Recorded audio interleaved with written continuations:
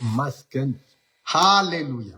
ይህ እግዚአብሔር የሰራው የድል ቀን ነው። ቃሉን እንሰማ ዘንድ በስትንፋሳችን እናመሰግነው ዘንድ አቤቱ ብለን ወደ እርሱ እንጮህ ዘንድ የጠራን እግዚአብሔር ክብር ይሁንለት። ዛሬም እግዚአብሔር መልካም ነው።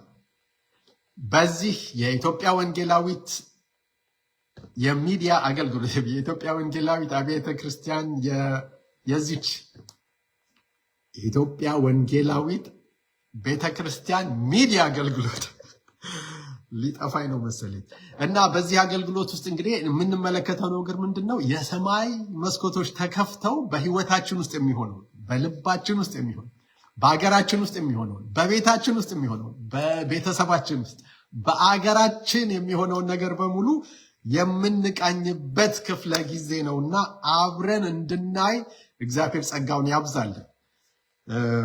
ኮስተር ብለን እንድንሰማ ዛሬ ኮስተር ያለ ነገር ስለሆነ በቃ ፈገግታዬን እያያችሁ ይኸው ጥቁርም ለብሻለሁ። እንግዲህ ምክንያቱም ምን መሰላችሁ እንዳለው እንግዲህ እንደመጣው በከተማችን በአገራችን በኢትዮጵያ መቼም የዶክተር ቴድሮስ ካሳሁን የእሱ ዘፈን ተለቆ ያልተናገረ የለም። የውስጣችንን እያወጣን እኮ ተነጋገርን። ምላሻችን ምንድን ነው? ወንድማችን ዶክተር ቴድሮስ ካሳሁን በተናገረው ቴዲ አፍሮ በተናገረው በዘፈነው ዘፈን ላይ መልሳችን ምንድን ነው ለሚለው እኔ ጉዳይ እያንዳንዳችን የምንመልሰው ነው ማየት የምፈልገው። እያንዳንዳችን እውነትም እንደው ቴድሮስ ስለዘፈነው ኢትዮጵያ ሞታለችና ዳስ እንጣል ነው የምንስማማበት ነገር፣ ወይስ እንደው በደል አለና በኢትዮጵያ ውስጥ ከዛ በደል እንዴት እንውጣ? ያ to be discussed ልንነጋገርበት የሚገባ ሀሳብ ነው። ወንድማችን ቴዲ አፍሮ እኔ በግልጽና በነፃነት ተናግሯል፣ የልቡን ነግሮናል ነው የምለውና ዘፈኑን ግን ስሰማ ይሄ ዳስ ጣል የሚለውን ነገር ስሰማ ልቤ ነው ሐሳቤ ሄደው በመጀመሪያ ትዝ ያለችኝ አክስቴ ናት። አንድ በጣም የምወዳት አክስት ነበረችኝ። አሁን ወደ ጌታ ሄዳለች እና እሷ አንድ ጊዜ እንግዲህ ከዓመታት በፊት ነው ከዘመናት በፊት የሆነ ነገር ነው። በጣም የምትወደው ልጅ ነበራት። ከልጆቿ በሙሉ 8 ልጆች ነበሯት። ከሁሉም የምትወደው ዳኒን ነው።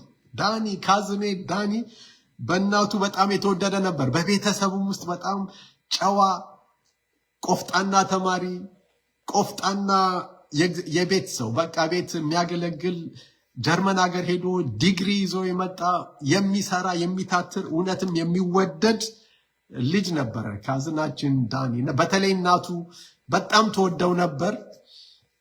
እናቺ ተጫዋች እናት ነች። ከልጅነቷ ጀምሮ መሰውን ማሳቅ ነው። በቃ ተፈጥሯ እንደዛ ነው። ፐርሰናሊቲዋ መሳቅና ማሳሳቅ ነበርና ግን ይሄ ልጇ በሞተ ጊዜ በድንገት አረፈ። ቆይቷል። ፖለቲካ ታልኩት ቆይቷል። ታሞ ነው የሞተው እና ሞተ።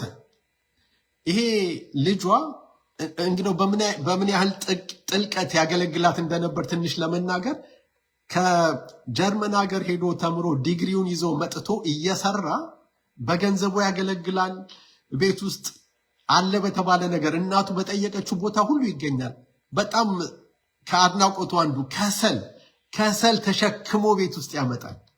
ዝቅ ብሎ የሚያገለግል ልጅ ነበር ማለት ነው። ጎበዝ፣ እግዚአብሔርን የሚወድ እናቱን የሚወድ ቤተሰቡን የሚወድ ካዝናችን ነበርና እንደውም አንድ ጊዜ አክስቴ ታማ ቤት እዛው ቤት ውስጥ ተኝታለች። ጉንፋን ነገር እንደዚህ ምናምን አደካክሟት ብቻ ተኝታለች እና ዳኒ የተሰራውን ቤት ውስጥ ወጥ ይዞላት ይመጣል። የስጋ ወጥ ነው እና ግን የጾም ጊዜ ነበር። አክስቴ እንዲህ ቀና ብላ ታየውና እንዴ ዳኒ ዛሬ እኮ ጾም ነው አለችው። እንዴት በጾሙ ትጋብዘኛለህ ነው ነገሩን። ይሄንን የስጋ ወጥ እናቱን የሚወድ ዳኒ በጣም አስደናቂ ነገር ተናገረ። እማዬ በቃ መረቁን ብቻ ላጉርስሽ፣ ብቻ አንቺ ዳኝልኝ እንጂ አንቺ ወደ ደህንነት ተመለሽ እንጂ አንቺ ተፈውሽልኝ እንጂ እንደው እባክሽ እንድትበረቺ መረቁን ብቻ ላጉርስሽ ያለ የፍቅር ሰው ነበርና ይሄ ሲሞት አክስቴን ቢያሳዝናት አይገርም። በጣም ማንም ሊያዝንለትም የሚገባ ነው። በጣም ነበር ያዘነችው የተጎዳችው በዚህ ነገር ላይ ባረፈ ጊዜ እና ቤት ተለቅሶ 40 ወጥቶ ምን ተብሎ 6 ወር ዓመት ምናምን ሁሉ አልፎ እሷ መሪር ጥልቅ ነው ሀዘኑ። እና ይሄ ዳስ ጣልም ትዝ ያለኝ በዚህ ምክንያት ነው የቴዲ ዘፈን። እና ምንድነው እሷ ያደረገች? በቃ ለቅሶ ቤት አለ በተባለ ቁጥር ዳስ በተጣለበት ቤት ሁሉ እየሄደች የሰው ለቅሶ እኮ ነው። አባት ይሙት፣ አክስት ይሙት፣ ሌላ ቤት እናት ይሙት፣ ማንም ይሙት፣ ልጆች ይሙቱ፣ እሷ ግን ሄዳ ዳኒዬ ዳኒዬ ነበር የምትለው። በቃ ልጄ ልጄ ዳኒ ዳኒ ዳኒ ትላለች። በቃ ሀዘኗ ብርቱኗ ምን ይደረግ። ዳስ ባየች ቁጥር እንደዚህ ነበር የምታለቅሰው። ምርር ብሏት ነበር የምታለቅሰው። የሰው ቤት አይደለም ማለት የከሌ አባት ሞተ ብላ ለልጆቹ እያዘነች አይደለም፣ ወይም ደግሞ ልጅ ሞተ ብላ ለቤተሰቦች እያዘነች አይደለም። ዳኒ ልቧ ውስጥ ያለው ዳኒ ነበራ። ልጇ ያንዘፈዘፋት ልጇ ነውና ብትወደው አይገርምም ለማለት ነው። እና እናቴም እንደዚህ ቤተሰብ ሁሉ ሰብስባ በቃ አይ ቲንክ 3 ዓመት 4 ዓመት ምናምን አመረረች። ከዛ ሰው ይዘው ሄዱ። ቄስ የነፍስ አባት ተጠርቶ ምን ተብሎ ሊያናግሯት ቁጭ አሉ ቤታቸው። እና አክስቴን እኚህ የነፍስ አባት እንዴት እንጂ እንዲህማ ማምረር አይገባም፣ እግዚአብሔርም እኮ ይቀየምሻል አሏት። እሷም ደግሞ አክስቴ ባኮት ተውኝ፣ እኔም እግዚአብሔርን ተቀይሜዋለሁ አለች።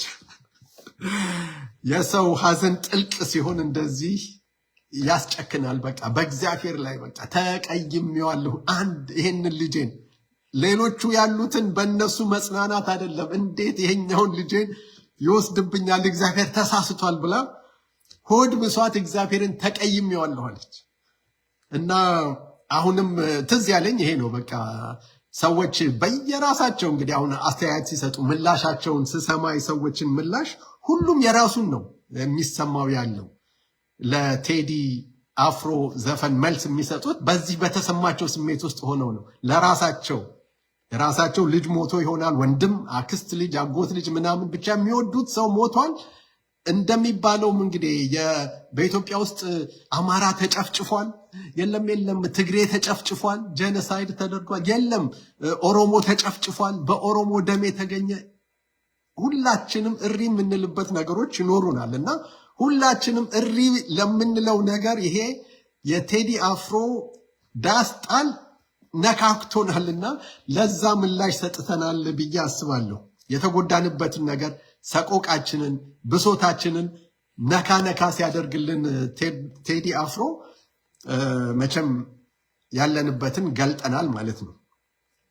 ወንድማችን መዘምራኑ ዶክተር ደረጀ ከበደ ደግሞ ለዚሁ ምላሽ ሲሰጥ በቃ ደንበኛ ትክክል እኮ ነው የተናገረው ወንድማችን ቴዲ አፍሮ እንደውም እንደ እግዚአብሔር ሰው በቃ ደንበኛ የእግዚአብሔርን ሕይወት የሚኖር ሰው ቅዱስ ሕይወት የሚሆን ሰው ልክ እንደዛ አድርጎ እንደውም እንደ አጥማቂው ዮሐንስ ሊታይ ይገባል፣ ዘፋኝ እንኳን ሊባል አይገባም ቴዎድሮስ ካሳሁን በማለት ዶክተር ደረጀ ከበደ በመዝሙሩ የምናውቀው 40 ዓመታት ምናምን ያገለገለ መዘምራናችን በእኛ በጴንጤ አካባቢ የተወደደ ወንድማችን እንደዚህ ብሏል ስለ ቴዎድሮስ ሲመሰክር ማለት ነው። ከሆነ እኮ ጥሩ ነው፣ ከሆነ በጣም አሪፍ ነው። እውነትም የቴዲ አፍሮ ዘፈን የኢትዮጵያን ሕዝብ ወደ ንስሐ መልሶ ከሆነ ልክ አጥማቂ ዮሐንስ ንስሐ ግቡ እያለ ይናገር ወንጀል አትስሩ፣ ከክፉ ተጠበቁ፣ እንደዚህ እያለ አጥማቂ ዮሐንስ ይናገር እንደነበረው የቴዲ አፍሮ ዘፈንም እያንዳንዳችንን ኢትዮጵያውያኖችን በሙሉ ተናግሮን ከሆነ ኤርትራውያኖችን ተናግሮን ከሆነ ወደ ልቦናችን እንድንመለስ ወደ እግዚአብሔር እንቀርብ ዘንድ ኃጢአታችን ታይቶን ከሆነ እኔ የራሴ ኃጢአት ታይቶኝ ከሆነ መልካም ነገር ነው። በጣም አሪፍ ነገር ነው። ሁሉም ኢትዮጵያዊ ሰምቶት በደስታ ንስሐ ሊገባ የሚገባበት ጊዜ ነው መሆን ያለበት ብዬ ነው ማስበው። እውነትም ግብ መጥቷል ማለት ነው። መዘምራናችን ዶክተር ደረጀ ከበደ ለብዙ ዓመታት ሰዎችን በንስሐ ወደ እግዚአብሔር እንደመለሰው ማለት ነው። ስንዘምረው በለቅሶ መዝሙሮቹን አብረን ዘምረን የነበረበትን ጊዜ በሙሉ ወደ እግዚአብሔር ያስጠጋንን የመዝሙረኛው ደረጀ ከበደን መዝሙሮች በሙሉ እግዚአብሔር ባርኮናል፣ በዛ ተጽናንተናል። ያ ሁሉ መዝሙር ወደ ንስሐ አምጥቶን ከሆነ ነው መልካምነቱ። እንግዲህ ከዛ በኋላ አሁን ተናዶ የተናገራቸው ነገሮች አሉ። እኔ በንዴት ውስጥ ሆኖ ነው የተናገረው ነው የምለው፣ ግን አንዱንም መዝሙሮቼን አልኖርኩባቸውም ብሏል ካለ እውነትም እንግዲህ የቴዲ አፍሮ መዝሙር ወይም የቴዲ አፍሮ ዘፈን ለአንድ ወንድማችን ደርሶለታል ማለት ነው። ራሱን እንዲመለከትና እውነትም ለካ በዘመርኩት አልኖርኩም ወደሚለው ሐሳብ መጥቶ ከሆነ ከልቡ ከሆነ በዚህም እግዚአብሔር ይመስገን የቴዲ አፍሮ ዘፈን ተሳክቶለታል፣ ግቡን መጥቷል። አንድ ሰው ራሱን እንዲመለከት ኃይልና ብርታት አቅም ሰጥቶታል ማለት ነው። ይሄንን ለማወቅ ራሱ እኔ የዘመርኩትን አልኖርኩም ወደሚባል አስተሳሰብ አንድ ሰው ሲመጣ እኮ ትልቅ ነገር ነው እና ከዚህ አስተሳሰብ ወጥቶ ግን እግዚአብሔር ሆይ የዘመርኩትን መዝሙሮች በሙሉ እንድኖርባቸው እርዳኝ እያሉ ወደ እግዚአብሔር ለመመለስ አሁንም ሩቅ አይደለም ጊዜው። ንስሐ መግባት ማለት ያ ነው። ወደ እግዚአብሔር መመለስ ማለት ያ ነው። ሁለት ነቢያቶችን አስታውሳለሁ። ትንቢተ አሞጽን የጻፈው ወንድማችንና የትንቢተ ዮናስ መጽሐፍ በጣም የሚገርሙ መጽሐፍ ናቸው ሁለቱም። እና አሜን፣ እግዚአብሔር ቃል የሚጣል ነገር የለውም። ግሩምና ድንቅ ነው። የእግዚአብሔር ቃል አንደኛ ነው፣ ለሕይወታችን መመሪያችን ነው። እና አሁን ግን በዚህ የትንቢተ አሞጽ ታሪክ መጽሐፍ ቅዱስ እንደሚነግረን ላንቦ መሰለኝ። ትንቢተ አሞጽ ይናገራል ማለት ነው። አሞጽ ይናገራል በእስራኤል ላይ፣ በይሁዳ በአካባቢ ያሉ ከተሞች፣ አገሮች በሙሉ ንስሐ መግባት ያስፈልጋቸዋል፣ ወይም ደግሞ ፍርድ ደርሷል፣ አሁን ሊፈረድባቸው ነው፣ አንድም የሚተርፍ የለም እያለ በኃይል ተናግሯል ማለት ነው። በኃይለ ቃል ነበር የሚናገረው። እንደው አንድ ሰው አምልጦ አንበሳ አይቶ ሲሮጥ እንደገና ድብ ያገኘዋል። ድብ አይቶ ደግሞ ሲሮጥ እቤቱ ሲገባ ግድግዳ ሲደገፍ ግድግዳው ላይ ደግሞ እባብ ይነድፈዋል። እንደዚህ አይነት ኃይለኛ ነገር ነው ትንቢተ አሞጽ የሚነግረን እና እንደዛ ደርሷል ጊዜው እያለ ሲናገር ነበረ። በቃ እግዚአብሔር ተቆጥቷል፣ ሊፈርድባችሁ ነው ብሎ ሲናገር ነበረ። የሚገርመው ነገር ትንቢተ አሞጽ ላይ አንደኛው የቤተ መቅደስ ሰው ነበረ፣ የቤተ መቅደስ ኃላፊ ነበረ አሜስያስ የተባለው ወንድም ረረራለ። እንዴት ትናገራለህ እንደዚህ? ውጣ ከዚህ እዛው ተመልሰህ ገጠርህ ተመለስና እረኝነትን ቀጥል፣ ወደዛ አትምጣብን፣ ወደዚህ እኛ ይሄንን የምንችለው አይደለም የምትለውን ነገር ንጉሳችን አይችልም፣ እኛም አንችልም፣ ዞር በላለው ማለት ነው። ሂድ ወደዛ። አሜስያስ ዞር በል ወደዛ ነው ያለው። ዛሬም የትንቢትን ስንሰማ ወይም ደግሞ የእግዚአብሔርን ቃል ስንሰማ በወንድማችን በቴዲ አፍሮ ዘፈኖች ውስጥ እግዚአብሔር የሚናገረው ነገር አለ ብለን ለእግዚአብሔር ቃል ጆሮአችንን ከሰጠን እንኳን በቴዲ አፍሮ ይቅርና በማንም እግዚአብሔር ይናገራል። እንደዚሁም በወንድማችን በደረጀ ከበደ እግዚአብሔር ዛሬም ይናገራል። የመዝሙሮቹን ድምፅ ቃሉን ትኩረት ሰጥተን ከሰማን እግዚአብሔር ይናገረናልና ወደዛ መረዳት ውስጥ እንድንሄድ ጸሎቴ ነው። በእውነት ለኢትዮጵያውያኖች በሙሉ ለኤርትራውያኖች በሙሉ ይህንን ቃል እንደው ሊሰማ ያለ በሙሉ ወደ እግዚአብሔር መጠጋት ይሁንልን እና ዮናስ እንደዚሁ በልቡ ሌላ ነገር ይዞ ነው። ዮናስ ለነነዌ ሰዎች ሄዶ ንስሐ ግቡ ብሎ ንስሐ ግቡ እንኳን አላላቸውም እኮ ትሞታላችሁ ነው ያለው። ትሞታላችሁ በቃ በ3 ቀን ላንብበው እሱን ትንቢተ ዮናስ ምዕራፍ 3 ላይ ያለውን ቃል ላንብ። ዮናስም ተነስቶ እንደ እግዚአብሔር ቃል ወደ ነነዌ ሄደ። ነነዌም የ3 ቀን መንገድ ያህል እጅግ ታላቅ ከተማ ነበረች። ዮናስም የአንድ ቀን መንገድ ያህል ወደ ከተማይቱ ውስጥ ሊገባ ጀመረ። ጮሆም በ3 ቀን ውስጥ ነነዌ ትገለበጣለች አለ። ኃይለኛ አነጋገር። ዳስ ጣል የሚለውም እንደዚህ ከዚህ መልእክት ጋር አገናኝተነው ከሆነ መልካም ነው። ዳስ ጣል የሚለው ደስ የሚለው ነገር የነነዌ ሰዎች እግዚአብሔርን አመኑ። አቤት ደስ አይልም ይሄ? እግዚአብሔርን አመኑ። ዮናስን አመኑ አይደለም የሚለው፣ እግዚአብሔርን አመኑ። የመጣላቸውን መልእክት ከእግዚአብሔር ነው ብለው አመኑ። ዛሬ ቴዲ ቢናገር፣ ዛሬ ደረጀ ቢናገር እግዚአብሔርን ልናምን ተጠርተናል። ቴዲ አፍሮ ቢዘፍን ቢዘምር፣ ወንድማችን ደረጀ ከበደ ቢዘፍን ቢዘምር እግዚአብሔርን እንድንሰማ የእግዚአብሔርን ቃል እንድንሰማ እግዚአብሔር ጸጋውን ያብዛልን። የነነዌም ሰዎች እግዚአብሔርን አመኑ፣ ለጾም አዋጅ ነገሩ። ከታላቁም ጀምሮ እስከ ታናሹ ድረስ ማቅ ለበሱ። ወሬውም ወደ ነነዌ ንጉሥ ደረሰ። እርሱም ከዙፋኑ ተነስቶ መጎናጸፊያውን አወለቀ፣ ማቅም ለበሰ፣ በአመድም ላይ ተቀመጠ፣ አዋጅም አስነገረ። እንዴት ደስ ይላል በእውነት። እንደው የምንሰማው ከዶክተር አብይ አህመድ ከጠቅላይ ሚኒስትር አብይ አህመድ የምንሰማው ነገር ይሄ ከሆነ በጣም መልካም ነው።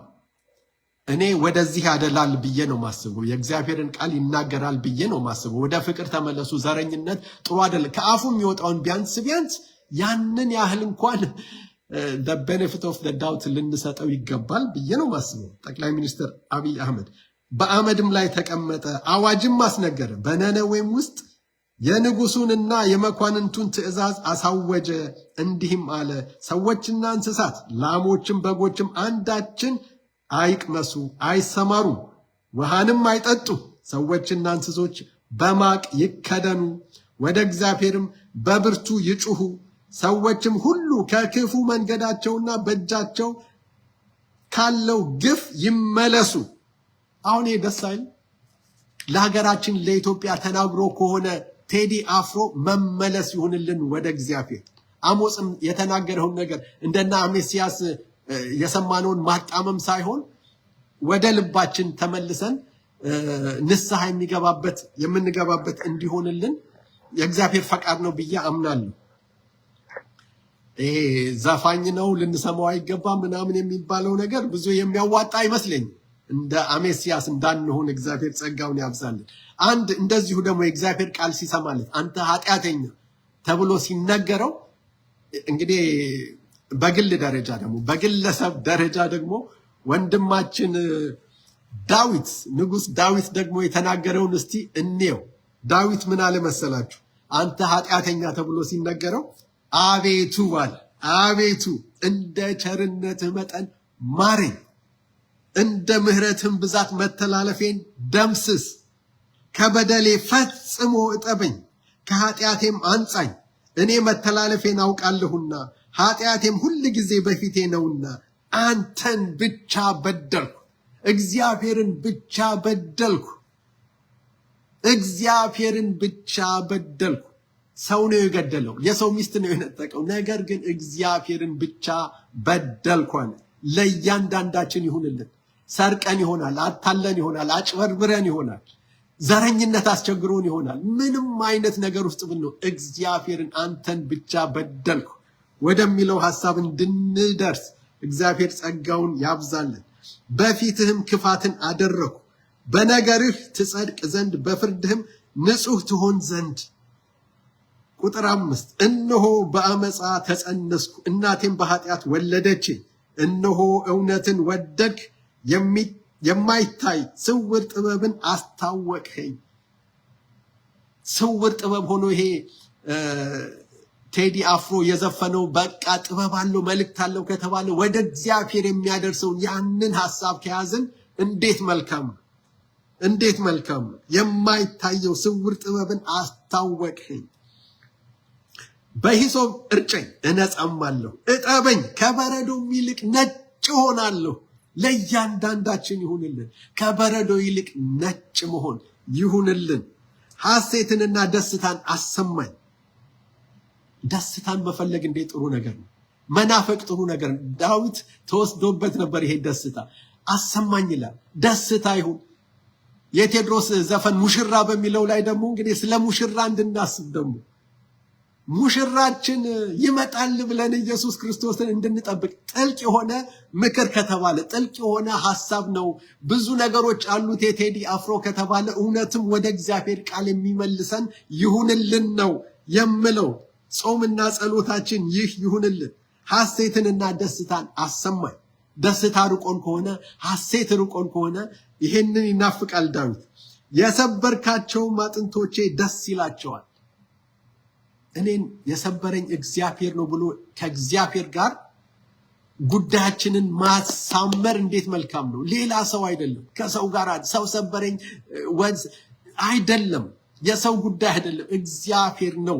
ስላለሁበት ቦታ ዛሬ ስለደረስኩበት ቦታ እግዚአብሔር ነው በዚህ ላይ ያቆመኝ። ዛሬን ያሳየኝ እግዚአብሔር ነው። ወደ እርሱ ቀርብ ዘንድ ሰባበረኝ፣ ደቅቅ ያለው እንደዚህ ይሄ እከሌና እከሌ መቱኝና ደበደቡኝ አይደለም። እግዚአብሔር ነው ንስሐ ገባ ዘንድ የመታኝ። ወደዛ ሐሳብ እንድንሄድ ክብር ለእግዚአብሔር ይሁን። የሰበርካቸው አጥንቶቼ ደስ ይላቸዋል። ከኃጢአቴ ፊትህን መልስ።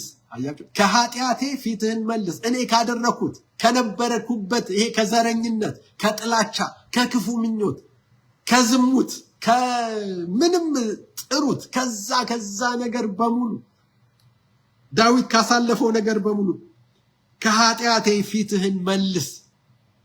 እግዚአብሔር ከኃጢአታችን ፊቱን እኮ መልሶ ክርስቶስ ኢየሱስ ላይ ነው ያደረገው። በክርስቶስ ኢየሱስ ላይ ነው ኃጢአታችንን በሙሉ ያደረገው። ያንን እናስብ ዘንድ ያንን እናብሰለስል ዘንድ። ሃሌሉያ። ቁጥር 10 እንደዚህ ይላል፣ አቤቱ በደሌንም ሁሉ ደምስስልኝ ይላል። አቤቱ ንጹሕ ልብን ፍጠርልኝ፣ የቀናውንም መንፈስ በውስጤ አድስ። ከፊትህ አትጣለኝ፣ ቅዱስ መንፈስህንም ከእኔ ላይ አትውሰድብኝ።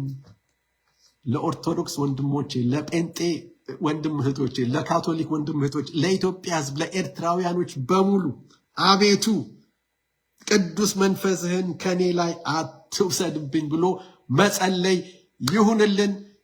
ክብር ለእግዚአብሔር ይሁን። እግዚአብሔር ነው ያሰማል። ለዚህ ጊዜ በዮሐንስ 15 ላይ ሁላችንም የምንወደው ቃል አለ። ኢየሱስ ክርስቶስ ያለ እኔ አንዳች ማድረግ አትችሉም አለ። ቴዎድሮስ አንድ ነገር አድርጎ ቴዎድሮስ ካሳሁን አንድ ነገር አድርጎ ከሆነ ወደ እግዚአብሔር የሚመልሰንን ነገር ነው ማለት ነው ያደረገው፣ ልንወስደው የሚገባው ነገር።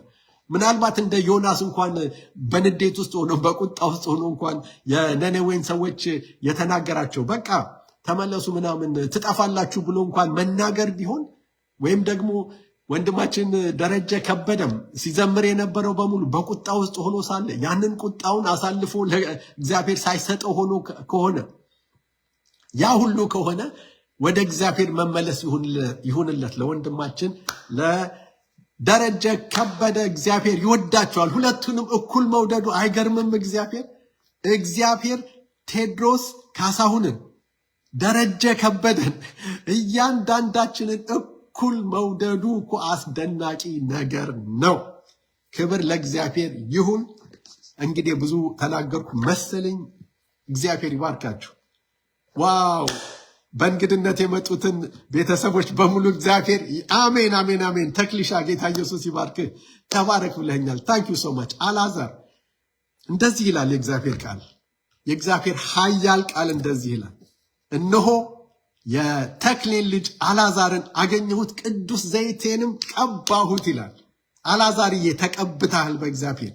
ወንድማችን እግዚአብሔር ይባርካችሁ። ቤተሰቦችን ስላየሁ ደስ ብሎኝ ነው። ዛሬም እግዚአብሔር ሕያው ነው። ለእያንዳንዳችሁ በተለይማ ለሚቀጥለው ትውልድ ለሚሊዮነሩ ወንድማችን ለአልዓዛር እግዚአብሔር ሐሳብና ራእይ አለው። ይህ እንዲሆን በጸሎት እንትጋ፣ በመዝሙር በቅዳሴ እግዚአብሔር ይርዳን። እግዚአብሔር እያንዳንዳችንን ይርዳን። መልካም ቀን። ተባረኩ። ሃሌሉያ።